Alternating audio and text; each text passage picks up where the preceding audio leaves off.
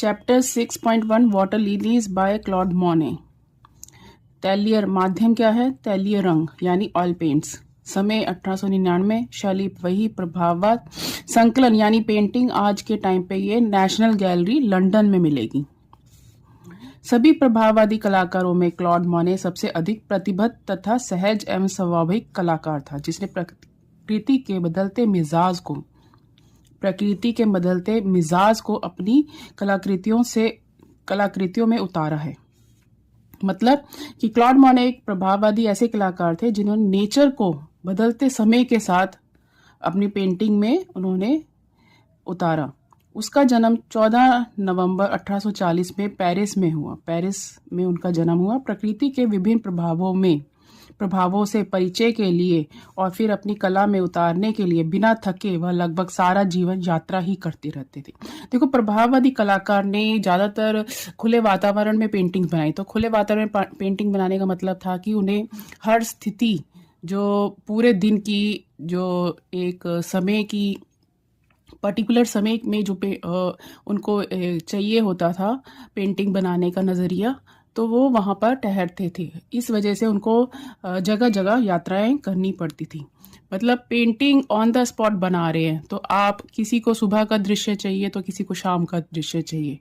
कहने का मतलब ये है कि कलाकार उस समय सुबह से लेकर शाम तक बदलते मौसम का अपनी पेंटिंग में वो उतारता था।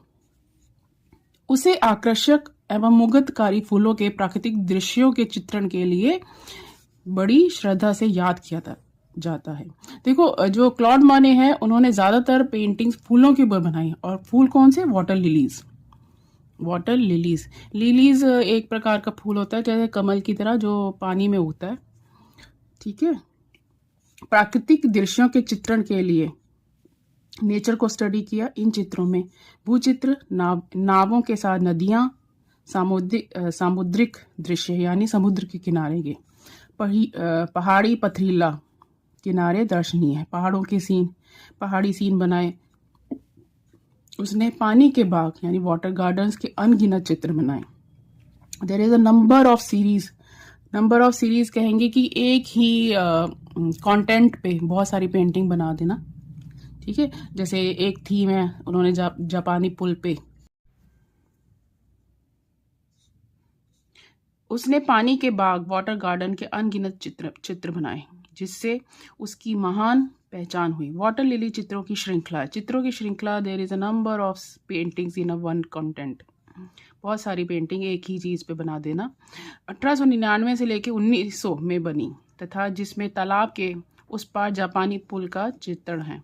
बाद में उसकी कलाकृतियों में जापानी पुल एक प्रमुख विषय बन गया। उसके लगभग सभी चित्रों में आसमान लगभग नदारत है। नदारत मतलब ना के बराबर। बहुत ही स्लाइट बैकड्रॉप पेंटिंग का दिखाया जाता था स्काई के तौर पर, लेकिन उसने आसमान के चमकीले रंगों में प्रभावी रूप से असाधारण गहराई के साथ प्रतिबिंबित किया। आसमान को चमकीले रंगों से, जैसे सफ़ेद पीले रंग का इस्तेमाल ज़्यादा किया। खिलते हुए विभिन्न कला आकार के लिली फूलों से चित्र के सौंदर्य से वृद्धि हो जाती है। क्लॉड मोने ओवरऑल एक इम्प्रेशनिस्ट आर्टिस्ट था, जिनकी ज़्यादातर पेंटिंग उन्होंने फूलों पे, नेचर के ऊपर बनाई, जो पर्टिकुलर समय के रुख को बदलते हुए पेंटिंग में दर्शाया गया है। और पानी के बाग, वाटर गार्डन्स बनाए अनगिनत, वाटर लिलीज की चित्र श्रृंखलाएं बनाई। जापानी पुल को उन्होंने बहुत अच्छे से अपनी पेंटिंग्स का प्रमुख विषय बनाया। चमकीले रंगों के प्रभाव से अपनी पेंटिंग को सुंदर बनाया। तो वीडियो के एंड में इसका जो आपके नोट्स हैं आपको एंड में मिल जाएंगे, पॉइंट टू पॉइंट लिखे गए हैं। 3 नंबर मैक्सिमम एनालिसिस में 3 नंबर का क्वेश्चन आता है। 3 नंबर के क्वेश्चन के लिए आपको 4-5 पॉइंट कवर करना इनफ रहेगा। और एक नंबर के क्वेश्चन में आपसे ये पूछा जाता है कि क्लॉड मोने की पेंटिंग का नाम बताओ, तो आपने बताना है water lilies. I think cover हो गया ये सब मॉड्यूल।